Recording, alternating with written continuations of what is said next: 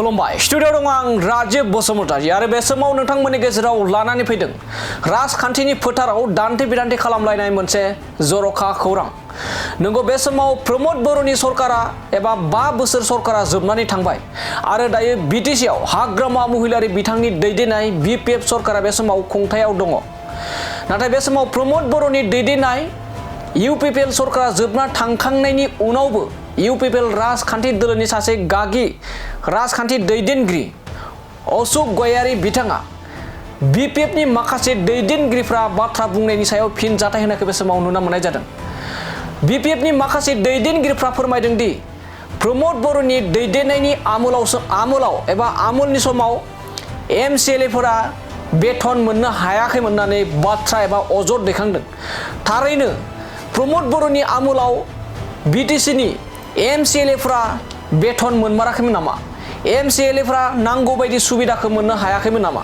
बेयो मोनसे गेदेर सोंथि, जेराव आथिखालनि हाग्रामा महिलारी बिथांनि दैदेननाय बिपिएफनि दैदेनगिरिफ्रा एबा माखासे एमसिएलए इएमफ्रा फोरमायदोंमोन दि थांनाय समाव सेलारि होनो हायाखैमोन होननानै। नाथाय बे समाव गोबां बेफोरबायदिनि सायाव अजद दैखांनायनि बाथ्रा बुंदों अशोक गयारी बिथाङा।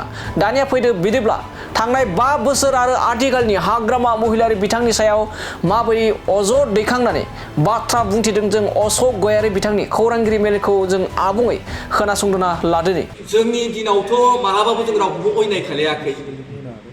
जों मोनसे समाव हाग्रामा महिलारी सारनि जि माने नैबे जोंनि प्रमोद बर'नि सारनि सरकारनि माने सिगाङाव जिहेतु हाग्रामा महिलारी सारा 15 बोसोर सरकार सालायदों। बे समाव बिथांमोना सासे एमसिएलएनो मात्र 20 लाख एलिगेसन होयोमोन।